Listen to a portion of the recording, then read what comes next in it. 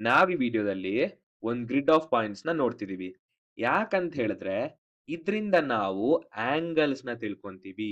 Different types of ಕೋನಗಳನ್ನ ನಾವು ಇದ್ರಲ್ಲಿ ಕಲ್ತ್ಕೋತೀವಿ. ಮೊದ್ಲಿಗೆ ಕೋನಗಳಲ್ಲಿರೋ ಟರ್ಮಿನಾಲಜೀಸ್ ನ ನೋಡೋಣ. ಈಗ ಇಲ್ಲೇನ್ ಕಾಣ್ತಿದೆ? 2 ರೇಖಾಕಿರಣಗಳು ಕಾಣ್ತಿದ್ಯಾ? ಹೌದು. ಕೋನಗಳು ಅನ್ನೋದು 2 ರೇಖಾಕಿರಣಗಳಿಂದ ಫಾರ್ಮ್ ಆಗ್ತಿದೆ. ಇಲ್ಲಿ ಹೆಂಗಿದ್ಯೋ ಹಂಗೆ. ಇದಕ್ಕೆ ಸಾಮಾನ್ಯ ಆರಂಭಿಕ ಸ್ಥಾನ ಅನ್ನೋದನ್ನ ನಾವಿಲ್ಲಿ ನೋಡ್ಬೋದು. ಇದನ್ನ ಆರಿಜಿನ್ ಅಥವಾ ಇನಿಷಿಯಲ್ ಪಾಯಿಂಟ್ ಅಂತಾನೂ ಹೇಳ್ತಾರೆ. ಈ ಆರಂಭಿಕ ಸ್ಥಾನವನ್ನ ಕೋನದ ಶೃಂಗ ಅಂತ ನಾವು ಕರಿತೀವಿ. ಓಕೆನಾ? ಈಗ ಇಲ್ಲಿ 2 ರೇಖಾಕಿರಣ ಇದೆ ಅಲ್ವಾ? ಇದನ್ನ ನಾವು ಕೋನದ ಬಾಹುಗಳು ಅಂತ ಹೇಳ್ಬೋದು. ಇಲ್ಲಿ ಮಧ್ಯದಲ್ಲಿ ಜಾಗ ಇದೆಯಲ್ವಾ? ಇಲ್ಲಿ ಕೋನ ಅನ್ನೋದು ಫಾರ್ಮ್ ಆಗುತ್ತೆ. ಸರಿನಾ? ಈಗ ಮತ್ತೆ ಗ್ರಿಡ್ ಹತ್ರ ವಾಪಸ್ ಬರೋಣ. ಇಲ್ಲಿ ನೋಡಿ ಗ್ರಿಡ್ ಅನ್ನೋದು ಚೆನ್ನಾಗಿದೆಯಲ್ವಾ? ಇಲ್ಲಿ ಬಂದು ಏನ್ ಮಾಡೋಣ ಅಂದ್ರೆ OA ಅನ್ನೋ ರೇಖಾಕಿರಣವನ್ನ ಕನ್ಸಿಡರ್ ಮಾಡೋಣ. ಇಲ್ಲಿ O ಅನ್ನೋದು ಶೃಂಗ, OA ಅನ್ನೋದು ಒಂದು ರೇಖಾಕಿರಣ. ಇದನ್ನಿಟ್ಕೊಂಡು ನಮ್ಮ ಆಟನ ನಾವು ಶುರು ಮಾಡೋಣ. ಹೇಗಪ್ಪಾ ಅಂತ ಹೇಳಿದ್ರೆ, ಇಲ್ಲಿ ಕೋನಗಳನ್ನೋದು ಹೇಗ್ ಫಾರ್ಮ್ ಆಗುತ್ತೆ ಅಂತ ನಾವು ನೋಡೋಣ. ನಮ್ಮ ಹತ್ರ OA ಅನ್ನೋ ರೇಖಾಕಿರಣ ಅನ್ನೋದಿದೆ. O ಅನ್ನೋದು ಶೃಂಗ. ಈಗ ನಾ ಏನ್ ಮಾಡ್ತೀನಿ ಅಂತ ಹೇಳಿದ್ರೆ, OB ಅನ್ನೋದನ್ನ ತಗೋತೀನಿ.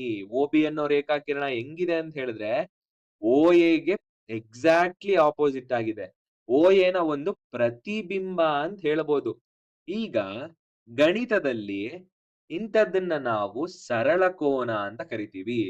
O ಅನ್ನೋದು ಸಾಮಾನ್ಯ ಶೃಂಗ. ಈಗ BOA ಅನ್ನೋದು ಒಂದು ಸರಳ ಕೋನ. ಗ್ರಿಡ್ ಇಲ್ದಿರ ಸರಳ ಕೋನ ಈ ರೀತಿ ಕಾಣುತ್ತೆ. ಓಕೆನಾ? ಈಗ ಈ OB ಅನ್ನೋದನ್ನ ಮತ್ತೊಂದ್ ರೀತಿ ಹೆಂಗ್ ಬರಿಬೋದು? ಈ ರೀತಿ ಬರೆದ್ರೆ ಆಗತ್ತಾ ಅಂತ ಹೇಳಿದ್ರೆ ಹೌದು. ಈ ರೀತಿನೂ ಬರಿಬೋದು. ಇದೆಂಗಿದೆ ಅಂತ ಹೇಳಿದ್ರೆ ಸರಳ ಕೋನದ ಅರ್ಧ ಭಾಗದಷ್ಟಿದೆ. ನೋಡಿ ಸರಳ ಕೋನ ಅನ್ನೋದು ಇಲ್ಲಿದ್ಯಾ? ಇದರ ಅರ್ಧ ಭಾಗದಷ್ಟಿಲ್ವಾ OB ಅನ್ನೋದು? ಹೌದು. ಇಂಥದ್ದನ್ನ ನಾವು ಲಂಬಕೋನ ಅಂತ ಕರಿತೀವಿ. ಗ್ರಿಡ್ ಇಲ್ದಿರ ಲಂಬಕೋನ ಈ ರೀತಿ ಕಾಣುತ್ತೆ. ಹಾಗಾದ್ರೆ ಲಂಬಕೋನ, ಸರಳ ಕೋನ ಗೊತ್ತಾಯ್ತು. ಈಗ ಈ OB ಅನ್ನೋದು ಇವೆರಡರ ಮಧ್ಯೆ ಇದ್ರೆ ಲಂಬಕೋನ, ಸರಳ ಕೋನ ಇವೆರಡರ ಮಧ್ಯೆ ಏನಾದ್ರೂ OB ಇದ್ರೆ ಹೆಂಗಿರುತ್ತೆ? ಈ ತರ ಇರುತ್ತೆ.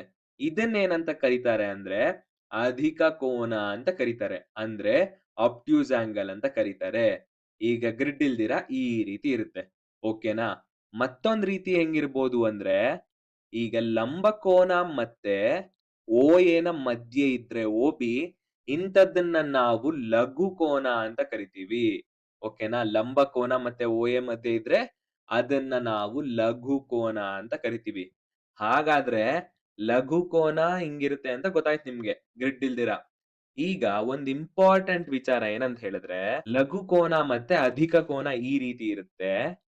ಈ ಕೋನನ ಸರಳ ಕೋನ ಹೆಂಗೆ ವಿಭಜಿಸುತ್ತೆ ಅಂತ ಆದ್ರೆ ಒಂದು ಭಾಗಕ್ಕಿಂತ ಮತ್ತೊಂದು ಭಾಗ ದೊಡ್ಡದು ಅನ್ನೋ ತರ ವಿಭಜಿಸುತ್ತೆ. ಅರ್ಥ ಆಯ್ತಲ್ವಾ? ಲಂಬ ಕೋನಕ್ಕಿಂತ ಅಧಿಕ ಕೋನ ದೊಡ್ಡದು, ಲಂಬ ಕೋನಕ್ಕಿಂತ ಲಘು ಕೋನ ಚಿಕ್ಕದು ಅನ್ನೋ ತರ ವಿಭಜಿಸುತ್ತಿರುತ್ತೆ. ಈಗ ಇವಿಷ್ಟು ಅರ್ಥ ಆಯ್ತಲ್ವಾ?